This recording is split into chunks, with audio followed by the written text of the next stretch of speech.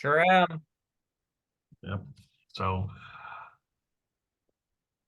well, hello everyone, and welcome to our final installment of the Wisconsin Farm Bureau Earth Week webinar series. We've had a great week with some great information, and glad you can join us for the very last one. Today, we will hear from Dan Christenson from PepsiCo. Dan will share his perspectives on carbon throughout the value chain. We will learn about PepsiCo's commitment to sourcing ingredients that accelerate regenerative agriculture, especially as it relates to carbon markets and how they're working with farmers on carbon sequestration. So now a couple notes before we get started. This webinar is being recorded and will be shared with attendees following the meeting. We ask that you please mute your microphones. And Dan will share some slides, but don't worry, there's going to be plenty of time for questions. You can put those in the chat, or you can just raise your hand or turn your video on and do that. So either way, we're going to have plenty of time for a good discussion. So a little bit about Dan before we get started. Dan Christenson is Senior Director of Government Relations with PepsiCo. Dan works with his team to create value for PepsiCo's growers and helps develop strategies for working with farmers on sustainability in their supply chain. So he's got a lot of experience with working with in the food and beverage industry. That's probably an understatement, isn't it, Dan? Well, I've been very fortunate to be around a lot of good people in food and ag for my career. Yep. And then a little bit, Dan's been in a couple different positions. He's done a lot of policy analysis, politics, obviously, and government, public speaking, and in broad terms, public policy. So Dan brings a wealth of knowledge to our discussion today. So with that, Dan, I'm going to turn it over to you. Great. Thank you, Brad. And thank you to Wisconsin Farm Bureau for inviting me to be a part of this webinar series. I really appreciate it. And just to go a little bit deeper on Brad's introduction, which I really appreciated. So I've been with the company at PepsiCo. I'm now entering my 9th year, which in PepsiCo terms makes me a solid adolescent. You got to be here for double digits or longer before people start taking you seriously. No, I kid, but we got a lot of people, especially in our frontline workforce, the folks that work in factories or drive trucks who have been with the company 30 plus years, which I think is a testament to what it's like to work here. But prior to PepsiCo, I've spent about 12 years in public service, 5 years at the Department of Agriculture under Mr. Vilsack. I was his deputy chief of staff, and then prior to that, worked on Capitol Hill on the Senate Ag Committee for Senator Harkin when he was the chairman. So grew up in Iowa. Please don't hold that against me. Lifelong Hawkeye fan, go Caitlin Clark. But I describe my transition from public to private sector as I used to use my powers for good, and now I use them for awesome. So that's kind of me in a nutshell. And then, like Brad was saying, wear 2 different hats. So I lead all of our government affairs efforts and the team that engages with the federal government. So anything having to do with Congress or the executive branch. And then besides that, about half of my job is doing engagements with farmers and others in our agricultural supply chain. And that's just a lot of corporate reputation work, trust building, and just trying to bring the story of what we're doing out to audiences that should know and want to know more about it. So with that, I'll put up some slides here, which should take only about 10 and 15 minutes. I should have plenty of time to get into conversation after that. Get these up. Great. So just a little bit of background on the company before we get into the details. I always like to do a quick overview because a lot of people understand Pepsi, not a lot of people understand the Co. But we're the largest food and beverage company in North America, second largest in the world, and we employ about 130,000 people across the U.S. And over 90% of those are what we call our frontline workforce, and those are the people that are making, moving, or selling our products. So again, it's those people that are working in a factory, they're driving a truck, they're in a grocery store merchandising products, and those are really the backbone of the company. And then we have a tremendous connection to the consumer, and that's part of what we'll get into here today. But we have the good fortune that at least one of our products is in nearly 94% of U.S. households. So the other way of saying that is if you got a pantry, there's a pretty good chance one of our products is in it. And then you can see down there at the bottom, that's just a sampling of some of the brands that we have. We are very proud of our beverage portfolio, which is Pepsi, it's Mountain Dew, but we also make bubbly, Also make a lot of other products in that category. And then most of our revenue and the vast majority of our profits, quite frankly, comes from our foods business. And that's all the products that, are a lot of those are in people's homes: Doritos, Cheetos, Fritos, Tostitos, all the Eatos, right? And then beyond that, some other products that people know too. And then in Wisconsin specifically, we have a really big footprint. So over 2,000 employees working across the state, two major manufacturing facilities, one for our foods business in Beloit, and then we have a bottling plant in Oshkosh.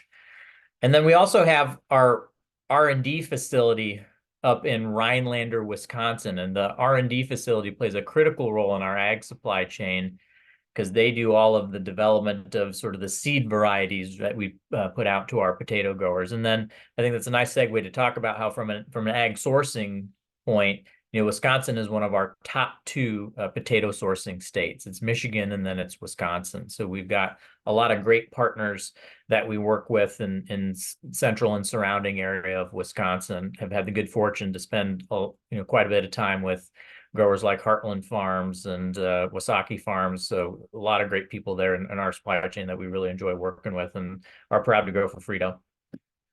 So when you think about our business, we truly are what we call end-to-end value chain. So I talked a little bit about that Rhinelander facility that does the research and development on potato seed varieties. So down to the varietal of seed that our chipping potato growers use on their farms, we're the ones that are developing that and then providing that to the growers. So it's over 3,200 varietals that we have developed, and it's very specific to what works best with your particular soil type, your region of the world. Again, I'll show you the map here in a second, but we're growing potatoes all over the United States, so we can't have a one-size-fits-all solution to anything that we do, whether we're talking about sustainability or sort of commercial growing. But especially with those food products, it starts on the farm, right? It starts with that spud that's grown at Heartland or Wysocki, and then from there, it typically gets put on a truck and then sent to one of our manufacturing facilities, like the one we have in Beloit. And then from there, that's where a lot of the magic happens. So you take that spud and you wash it and you slice it, and then we cook it, and then it gets put into a bag, put into a box, and then gets put on one of our trucks to go to either a warehouse or directly to a grocery store. And fun fact about PepsiCo, we have one of the largest privately held fleets in North America. So if you think about companies like UPS or FedEx, they have a lot more assets than we do, but they contract those out. Those 80 plus, 1,000 plus, tractor trailers, route trucks, those are all ours. And we use those to get the product everywhere consumers are at when they want it. And that's really what gives us a competitive advantage in the marketplace. So then after the product goes to the warehouse or to the grocery store, that's where the consumer comes into the mix, and they go to the store, they pick it up, take it home and enjoy it. So it really is, we are seed to shelf, end to end, however you want to put it, where we are involved in pretty much every step of the value chain there. And when we think about our ag footprint, and this is a nice way to frame up part of the answer to the question of, why is a company like PepsiCo setting sustainability commitments? Well, if you look at this map, we just have a lot of really high value assets across the country that create the raw commodities that go into the products that we manufacture that consumers end up buying and consuming. So we want to make sure that asset is protected. We want to make sure the land is here today, tomorrow, 15, 30 years from now. And that's a big part of why we've set the goals that we've had, which we'll get into more details on what those are in a bit here. But if you look at this map, there's a lot going on. And this doesn't cover everything. If I put every single commodity and ingredient that we source, this map would just make no sense. So we tried to simplify it and put the top four, and that's corn, that's potatoes, that's wheat, and that's sugar, both beets and cane. So we have both what we call a direct supply chain with growers and then an extended supply chain. So the direct supply chain are the growers with which we have direct contracts. And those are, all the chipping potato growers that are growing for, Lay's potato chips or Ruffles. Those are the white corn growers that are growing all the white corn that's going into Tostitos and Fritos. And another fun fact, if you're buying corn chips, east of the Mississippi, all the corn that's used in those chips comes from about a 75-mile radius around Sidney, Illinois, which is where we have one of our two large corn processing and handling facilities. And then if you're buying those chips west of the Mississippi, it's coming from a similar radius around Gothenburg, Nebraska. And all that corn, it gets put on rail and shipped out to our manufacturing facilities, typically that way. And then because we're so big, right, and have such a massive presence in consumers' lives, we need to go to the market and buy a lot of our other ingredients. So that's when we talk about our extended supply chain, the vegetable oils that go in and or put in the chips, or the cornmeal, the corn syrup. And there we're really buying off the market from, the larger suppliers like your ADMs, your Bunge's, your Cargills. So that's kind of a snapshot of what the footprint looks like. And again, as you can see, we're really spread out all over the country. Potatoes are literally grown just about everywhere. And I think that's a key part of, how we think about that, factors into how we think about sustainability. Because like I said, we're growing in so many different regions of the country. We cannot have a one size fits all solution. We need something that's flexible and meets growers where they're at.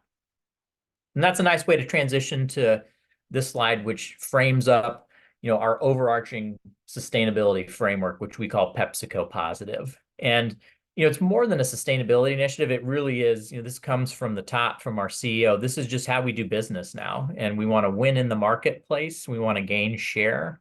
We want to grow. And we want to do that in a way that's better for people and for the planet. And so how we think about sustainability is we put into sort of three main pillars. One is positive ag pillar, which we'll get into, positive value chain, and positive choices. We'll spend most of the time in the positive ag pillar, but we will touch a little bit on value chain. And value chain, that's everything that we're doing in our, direct scope 1 and scope 2 emissions to, sort of decarbonize in our fleet, reduce emissions in our manufacturing facilities, use water more efficiently and sustainably in our plants. And then positive choices is really how do we leverage our brands and how popular they are to incentivize consumers to make the right choices. So it's about getting positive things into the products, right? More whole grains, legumes, things like that. And then trying to reduce the things that we know should be more occasional, less sugar, less sodium, that type of thing. But on the positive ag pillar, there's a lot here, but I think there's two main goals that are worth drilling into with this audience. We've set goals for emissions reductions, and we've set goals that are sort of practice-based and acreage-based. And within positive agriculture, we have a goal to extend what we call regenerative ag practices to 7 million acres globally. And about half of that is here in the US. So by far, the largest share of those acres is here in the United States. And we can get into what we mean by regenerative practices, and I just don't get too tied around the axle about it. It frustrates me that we use so many different terms to refer to the same stuff. What I can guarantee is that 5 years from now, if I'm giving this talk to you guys, somebody's probably got a different term. We call it sustainability, we call it climate smart, we call it regenerative. At the end of the day, when you're talking about an on-farm practice, it's stuff that people know and in many cases have been doing for decades. So it's things like cover cropping where that makes sense, reduce tillage or no tillage if it makes sense, reducing your nitrogen application, all that sort of stuff. So we're trying to make it easy and not too difficult. And so we've got an acreage-based goal of extending, again, regenerative practices to 7 million acres globally. And then we have an emissions goal. And we've got a goal that we've set for ourselves. So our scope 1 and scope 2 emissions, the things that we have direct control over, of seeing a 75% reduction in our emissions by 2030 from a 2015 baseline. And then the goal that we set for agriculture in our extended or scope 3 is much less than that, for a 40% reduction by 2030. So we're not asking more of our agricultural supply chain partners than we're asking of ourselves. And I think that's important to communicate. And then when we talk about, how do we do sustainability on farm? I think there's three main pillars to communicate here. One, everything that we do is in partnership. So let's just start in the middle.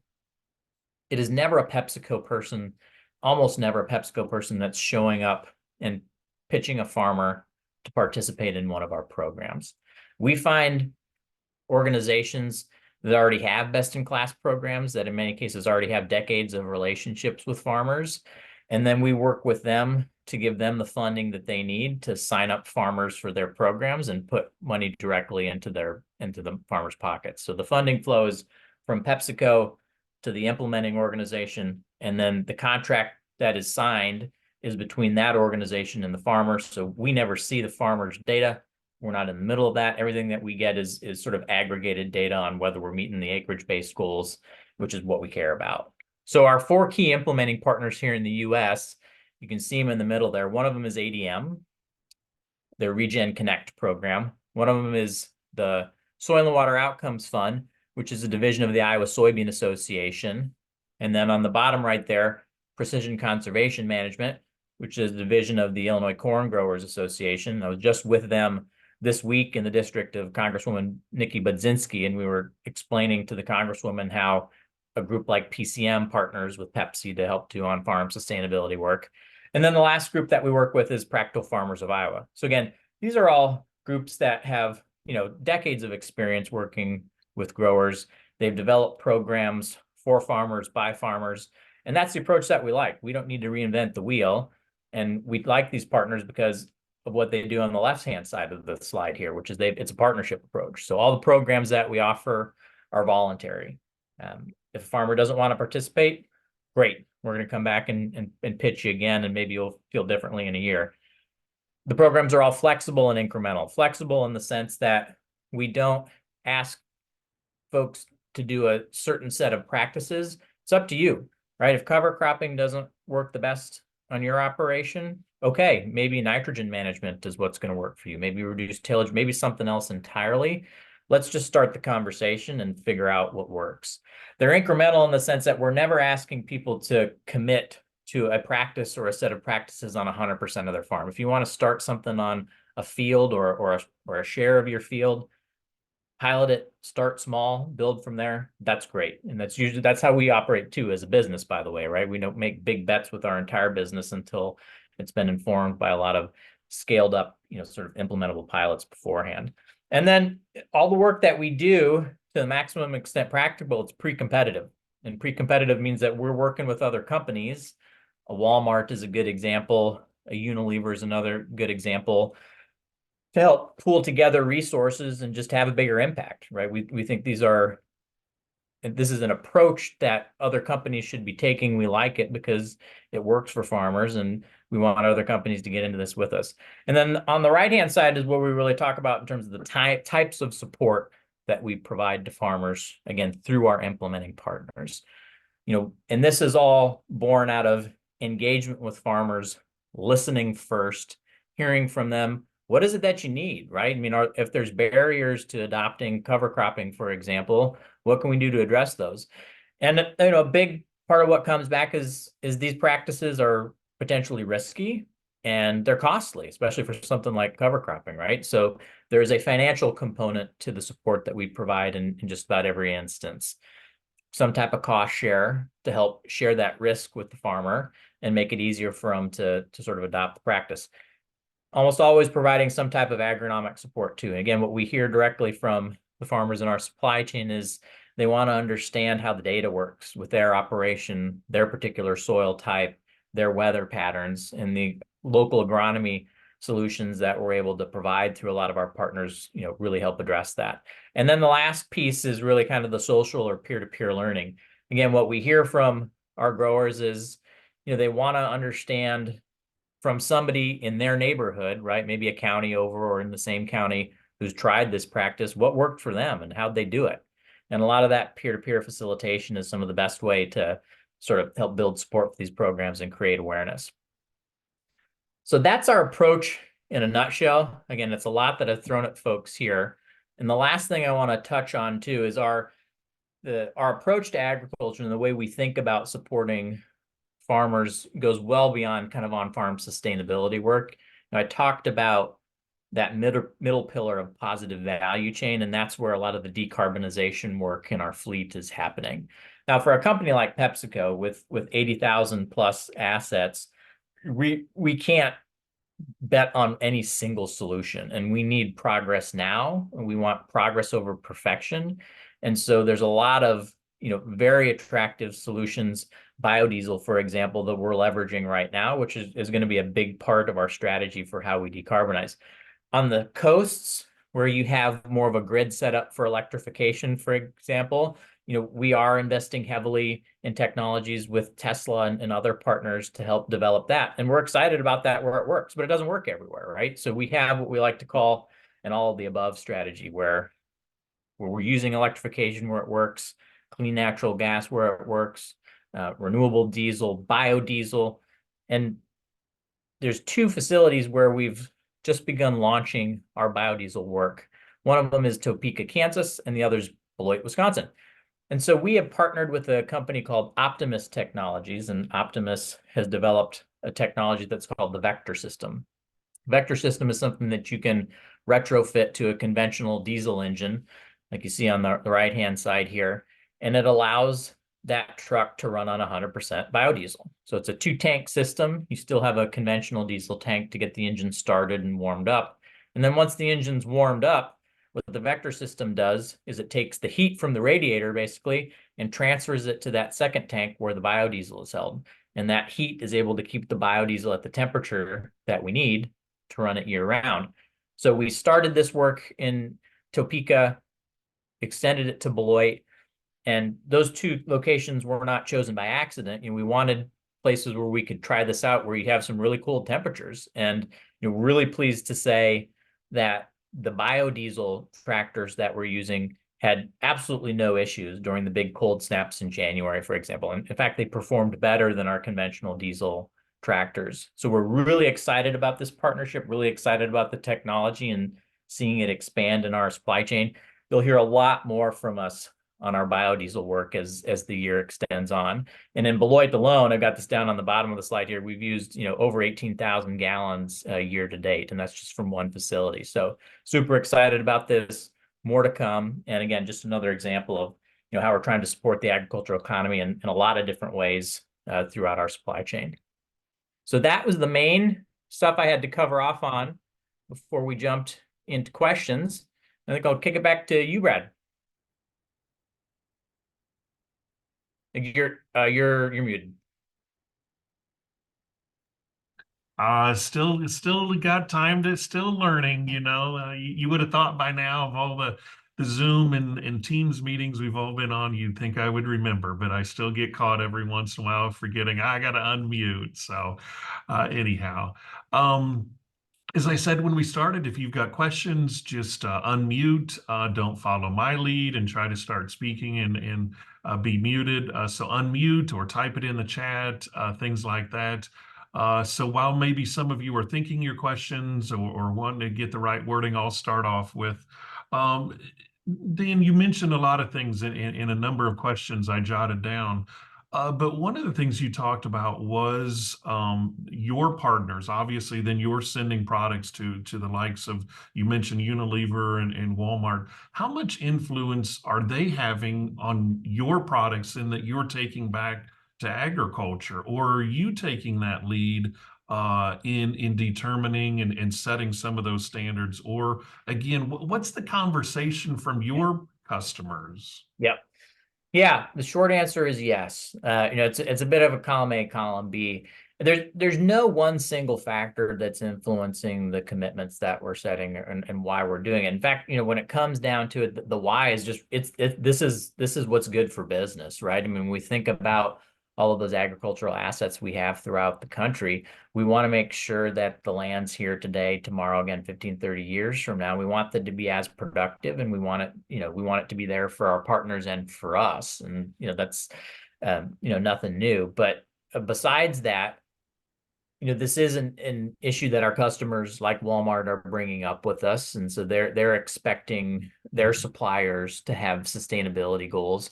One thing that I didn't touch on, which is the big reason for why we have sustainability goals, is just especially attracting young talent. I mean, good luck being a company that's trying to hire younger workers if you don't have some type of a vision or framework for how you think about, improving your own environmental footprint. mean, the feedback that we get, particularly from the millennials and the Gen Z crowd, is a paycheck's not enough anymore, right? They want to work at a place where they feel like they have a purpose and that they're making the life of the world a better place. So they call it purpose with a paycheck. And so this is a big part of, how we sell employment at PepsiCo into those younger audiences, and it works, right? And then besides that, between investors and customers, policymakers, certainly regulation is playing a key role in many instances. There's just multiple vectors that are converging that sort of tell us this is the right direction to be headed in. And then I know, by the way, we think it's the right thing to do. So Yep. So, Tara, I saw you turned your camera on. Do you have a question? I do. Thank you for taking my hint of camera. I was wondering, is there a reason that PepsiCo is, well, I should ask, is there anything built into the market aside from the cost share payments that are external so that farmers who are producing maybe a less carbon intensive or a more regeneratively grown crop are receiving a market premium closer to the organic model, or is it all based on the cost share model? yeah. That great question. So again, I will answer that in our direct supply chain, right? Because the extended supply chain, that's going to be more like what's the contract arrangement with ADM or whatever that is. But so for our potato supply chain, for example, for the longest time ever, right, there were basically two ways that you could make money growing for Frito: quality and yield, right? And pretty simple and straightforward. And now we've introduced PepsiCo Positive as another way to make money. And so we've got a number of different factors, right, criteria that you got to meet. But if you're doing that, that factors into the payment that you're going to get from us. So that's I think the direct market signal we're trying to send through at least our potato supply chain, that, yeah, there should be a premium for this in many cases, especially if you're going to be adopting practices that are costlier or potentially riskier. Like we need to build that into the payment model.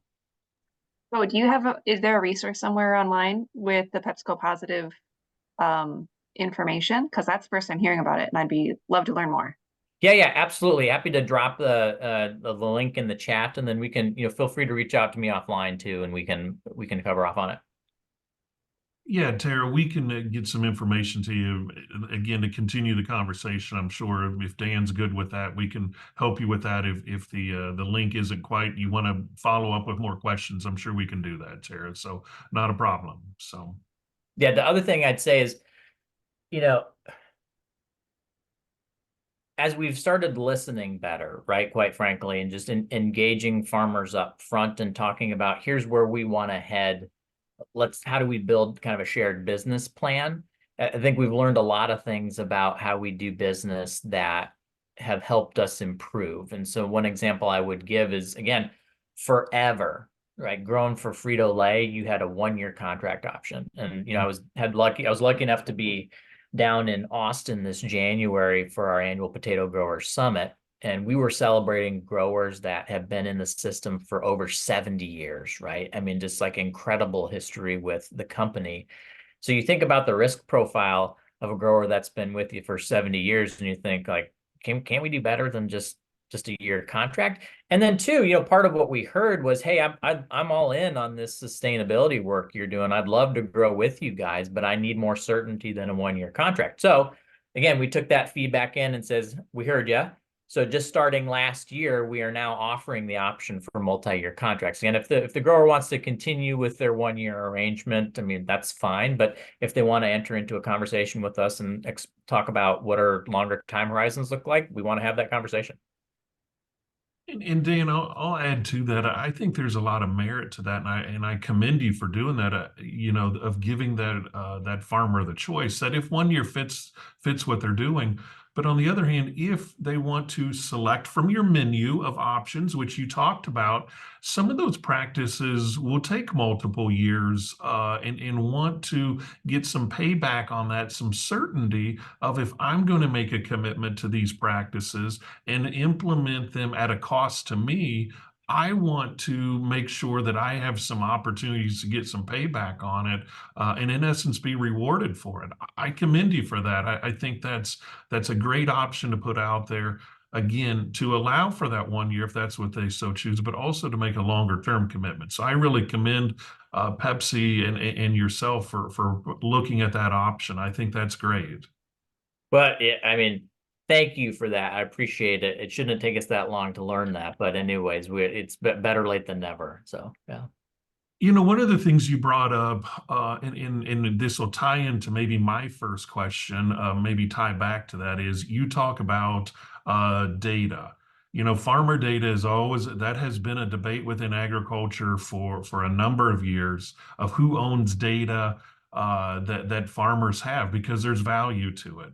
You mentioned that you don't collect any of that data. If I understood you right, Dan, that's between the third party and the farmer. So you don't have any of it, if I'm correct. But then what about how do you work then with your end user? How do you give assurances to them that that it's being done? I guess maybe expand a little bit on the farmer data. Yeah. You don't own it. The farmer maintains that ownership, but yet there has to be some sharing. And then how do you do verification? How about that? Maybe Yeah. expand a little bit on that. Yeah, you bet. A lot to unpack there. So I'll approach it in a couple different ways. Through those sustainability partners that we work with, and again, those guys are primarily working with our extended supply chain. So white corn growers, but also people that are growing corn that ultimately gets processed into corn oil or high fructose corn syrup, soybeans that's being turned into vegetable oil, right? Wheat. That's where we're doing the bulk of the work with our partners. And yes, you're exactly right. We're not the ones entering into the contract with the grower. We are not seeing the data. The implementing partner is the one that sees the data. But we have an arrangement with the implementing partner to make sure that there are the right verification processes in place and that they can faithfully report to us this number of acres, have been enrolled in the program. This is the practice that they're going to be implementing, and this is what we have modeled that the sort of environmental results will be of the practices that they're going to be implementing. So all of it is sort of based on modeling that's done about the impact that particular practices like cover cropping, for example, can have on reducing carbon emissions or improving soil health. And then, from there, we're getting the data from the implementing partners, and that's how we're doing the verification. So that's on the extended supply chain side. On the direct supply chain side, it is different. So for our potato growers, for example, yes, we are getting their data, right? But we have privacy protections in place, and we want that because this is part of how we get to the sort of the yield and the quality and kind of the payment models that we've got constructed. And it's a big part of how we do business planning, right? We need more data rather than less. And, we're a data-driven company, and we understand that it's pain in the butt to do that data collection, right? So what we've tried to do is develop solutions that are tailored to the needs of the grower. So we have some growers, who are, maybe our larger operations. They don't need help, right? They've got a team of people that are there and can do the data collection and the data entry, and great. You just tell us what the requirements are. We got a team that'll do it. Smaller growers don't necessarily have that option. So we're developing tools, in-house teams that can help with that data collection. And then the second thing that we've started to do is, it's data into PepsiCo. And for a long time, it was just data coming into PepsiCo, and the grower's like, what are you guys doing with all this data, right? And so what we've started to do is provide something back to the grower that is of value from that data, right? So we're now starting to run it through an AI algorithm that is spitting out, sort of suggestions on, planting depth, planting spacing, type of seed varietal that you're using that, again, could potentially help you have better yield and better quality. It's not intended to be the end all be all, right? We don't assume in any way, shape, or form that an AI model understands the farm better than the farmer does, right? Like they know it better than we ever will.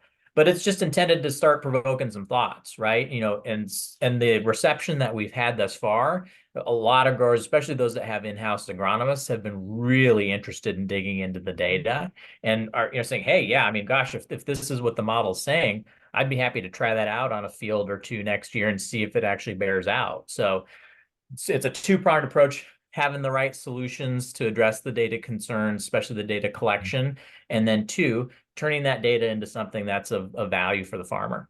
So hopefully that answered the question. Yeah. And again, I appreciate your thoughts of moving in the direction of trying to do the value to a farmer versus just give us your data, we're gonna use it, and we need it, so give it to us type Right, thing. So, right. I appreciate that your approach. So we'll keep moving here. There's some questions coming in through the chat, which is great.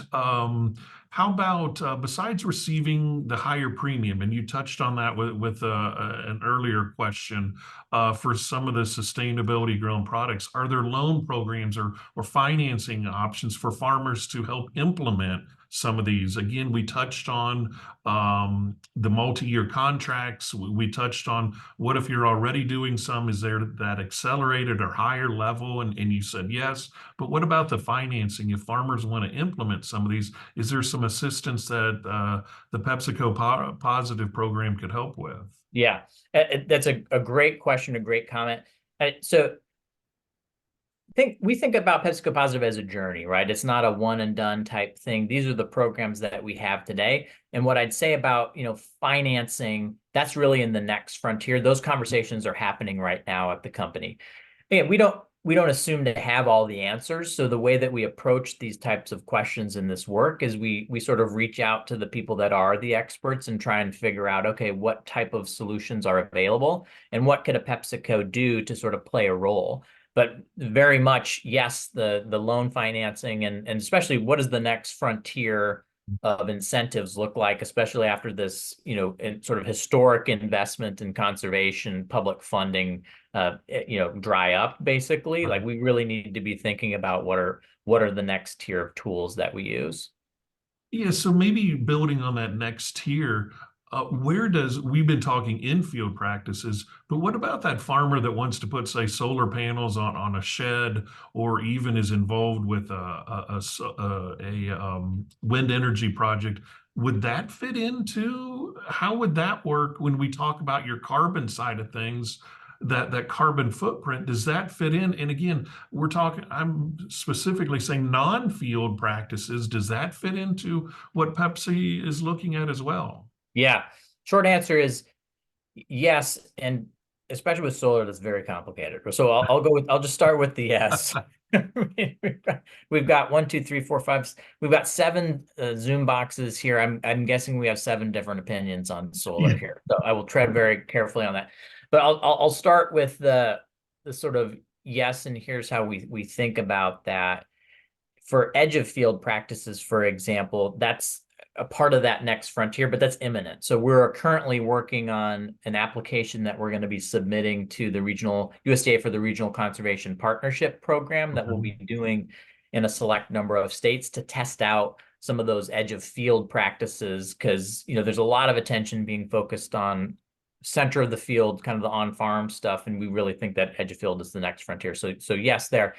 And then for the solar panel conversation, I mean, I will answer this in a couple of ways. We are pro-solar, but we also have concerns about potential loss of productive ag land to panel installation. And that's really where we net out. I mean, we use solar in our operations ourselves. We've got it for our manufacturing facilities. It's part of how we are betting on solar as a big part of how we're going to achieve our own decarbonization goals. That said, there's a lot of different, and I don't mean to suggest that solar is the only thing that's impacting loss of productive ag land, right? Suburban expansion, especially if you look at the data that USDA and others puts out, that is far and away, sort of the number one contributor to the loss of productive ag land. But what we strive for is informed decision making on the grower's part. So at the end of the day, we're not looking to change the system of private property rights here in the country. If the farmer owns the property, it's their decision. If they want to put the panel in wherever it works for them,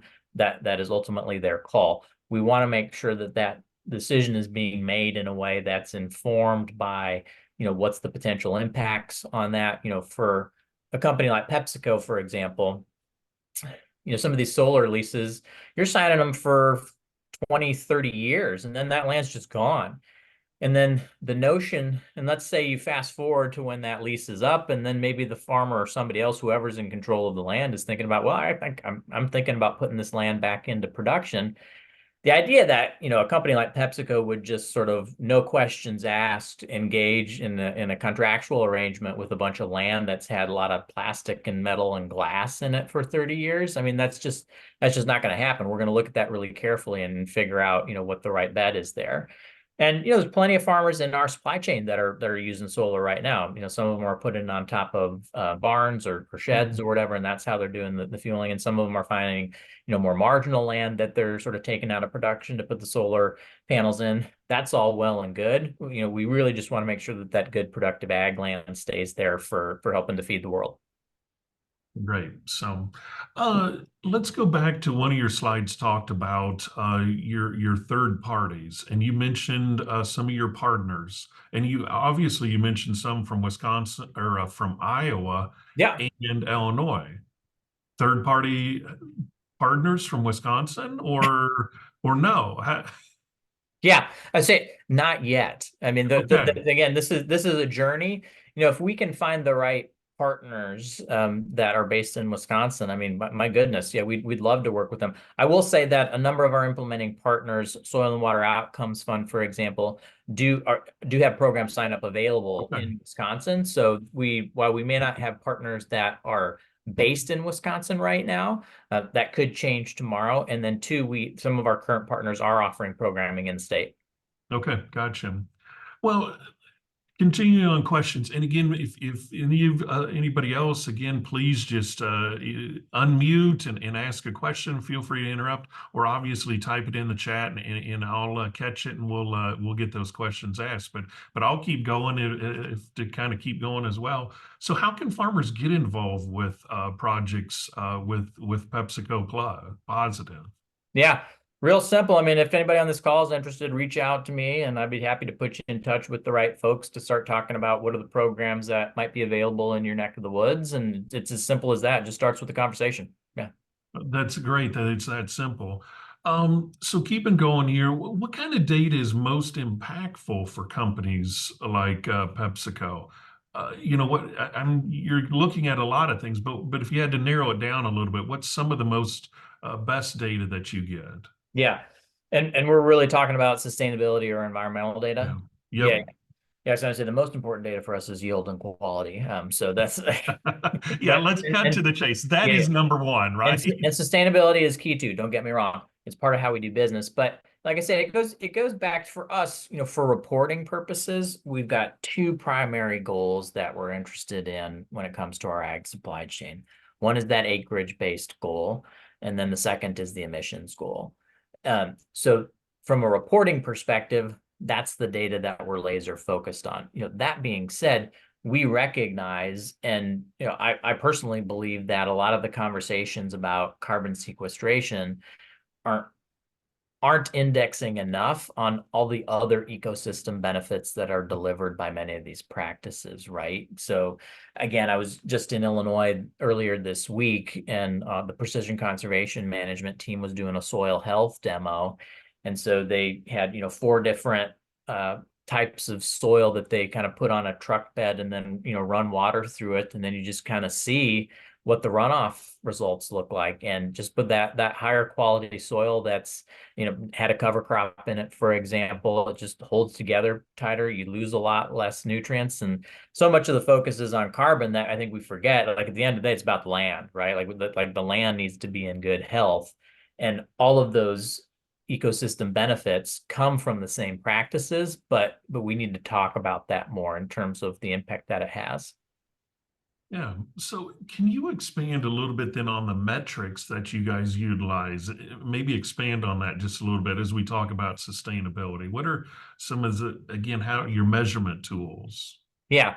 So again, going back to, we're working directly with the implementers who all have their own, separate kind of verification systems. But, at the end of the day, these are things that, we work to make sure are sort of credible and could stand muster if any sort of external third party came in and said, whoa, whoa, whoa, whoa, I want to understand and unpack, what you mean by these numbers and how are all these things verified. And I'll say at the outset that in and of itself, monitoring, measurement, and verification is a very dynamic landscape right now. Like the scientific community does not have that 100% figured out for any sector, including agriculture. So these things are changing all the time, but we use the best science that's available to us in sort of in the moment that we sit. And so again, it comes back to the type of data that we're using is, all right, so for practice X, let's say that's I'm going to reduce my nitrogen application by, 5%. That's been shown to yield, sort of Y amount of sort of carbon sequestration. And then we just sort of factor that into the reports that, sort of filter up for our scope 3 emissions. And then similarly for those acreage-based goals, it's all right, this farm has decided to enroll, 10 acres in a reduced tillage program. Great, we're going to count that acreage towards the sort of 7 million globally that we're trying to meet by 2030 for our supply chain goals.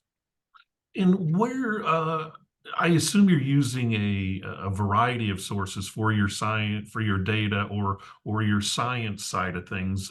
Are you relying on universities, say private foundations, or some of your partners? I guess who are you using? And maybe you don't want to say all. I assume it's a lot of different sources, but Yeah. where are you getting your science from to say this is what we're using as the accurate, most trusted source? Yeah. So it's a mix of a lot of different sources to your point. I mean, I'll start by talking about our implementing partners. So I think Precision Conservation Management is a great example. They have a direct relationship with the University of Illinois, great land grant university, a lot of extension. So a lot of the science that they've got agronomists and trained PhD people on their staff too. So some of the science is generated from them within, and then they're also partnering with, sort of a world-class land grant university to help that has kind of deep expertise in roots in agriculture to help inform the approach that they take to sort of data collection and what makes the most sense. As a company, I think at a global level, we're a part of a couple different standard setting bodies. One, the Science-Based Target Initiative, and then two, the Greenhouse Gas Protocol. And those are international bodies. And there's about 4,500 companies that are signed up for SBTI, for example. But in kind of the voluntary sustainability commitment greenhouse gas measurement space, they're really kind of the only game in town right now. Now, again, like I said, it's a really dynamic landscape. So USDA, for example, was given $300 million for monitoring, measurement, and verification through the Inflation Reduction Act. I think they're going to sort of plant their flag in the ground and talk about from a USDA perspective, here's how we think about this. We're certainly going to look at that and sort of take that into consideration for how we would want to do things moving forward. So it's a variety of sources. Yeah, and as you said, it's evolving as well of who those sources are. So, as you've moved through and really launched the PepsiCo Positive, anything that has surprised you, whether those are positives or objections as you've gone through and continue to evolve through this process? What are some surprises that you've had, both positive and negative? Yeah. I'd say what is a pleasant surprise, Brad, is every time I do one of these types of presentations, it's just people have perceptions about big companies and big companies in particular that are setting supply chain commitments that impact agriculture. This isn't universal, right? Farmers aren't a monolith. I don't assume that they are, but there's a good cross section that thinks that our intentions aren't pure, right? I mean, and that our approach is wrong. So we're just sitting in this ivory tower and just thinking stuff up without ever having talked to a farmer. And then once we set the commitment, we're done. Up to you, farmer, to go figure it out. And that's 180 degrees from what our approach actually is, right? I mean, we're listening to farmers, we're talking to farmers, we're partnering with groups that have trusted relationships with farmers, and we're leaning in to build that trust ourselves through engagement, dialogue, forums like this and others. And so what is a pleasant surprise every time I do one of these is people do like, man, you really have changed my perspective about PepsiCo, right? And then, I think I don't necessarily want to frame them as objections, but we're getting a lot smarter about what the real trade-offs are for farmers, which really come down to what is their particular operation like and what are the trade-offs like on their farm. And no two farmers think about these things in the same way, right? So I'll take the farm I was just on in central Illinois, for example, which is some of the richest and most fertile ag land in the world, right? And so trying to convince a grower in that neck of the woods who already has like really high soil health, right? That they should invest in cover cropping. It's sort of like how long is it going to take me to sort of realize the benefits of cover cropping? It's going to take them probably a lot longer than, a farmer that maybe has a soil type that doesn't have the same health profile. Maybe it's a little bit lower. And so I think the pitch and the value to that farmer is very different. So I think what's been great is just learning, all right, how do we need to change the approach? How do we need to modify the kind of suite of tools and resources and incentives that we have to get growers to participate in these regardless of what their situation looks like. Okay, and then maybe I'll drill down my question maybe one step further, going the opposite way. What about from consumers, their consumer response? What have you seen there when we talk about your efforts and again the PepsiCo Positive Project? Yeah, the consumer's tricky, and it's the short answer is they want everything, right? They want a bag of potato chips that has been grown more sustainably in more sustainable compostable packaging and that was delivered on a zero emission vehicle, and they want it for 99 cents, right? So it's challenging, I would say, but that certainly is a key piece of data point that we hear from consumers. And for a company like ours, right, who our number one goal is we want to win in the marketplace, right? We want to beat the competition. That's how we remain in operation, in existence. And so when we get those signals, I mean, we can't wait, right? Because if we wait, some other company is going to figure it out first, and then we're going to lose market share. And that's not what we're in the business to do. We're not in the business of losing money. You are a business, so you should try to make money. Yeah. And I hate to admit it, it's business. So Dan, I could go on a lot longer with you, and I really appreciate your time, and I appreciate PepsiCo's commitment to Wisconsin agriculture. Back to your slides with your partnership with farmers, I appreciate that commitment to agriculture in our state, but also the jobs that you provide for our state as well through your Beloit plant and so forth. Really appreciate that, Dan, and thank you for being a part of our program today.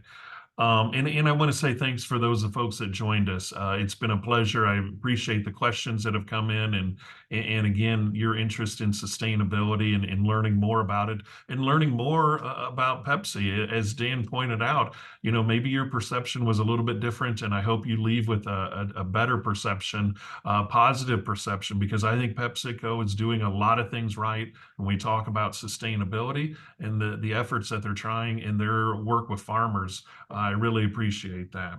If you want to stay up to date with things on what Wisconsin Farm Bureau is doing and the various initiatives around sustainability, we do have a stewards newsletter. That link is in the chat, or you can check us out on our website and find that as well and sign up for that and get that monthly newsletter. So again, thank you everybody for joining us. Thank you, Dan, for your input. Again, I could go on much longer with you, but we've got only so much time. So thanks again, everybody. Thanks all. Have a great weekend.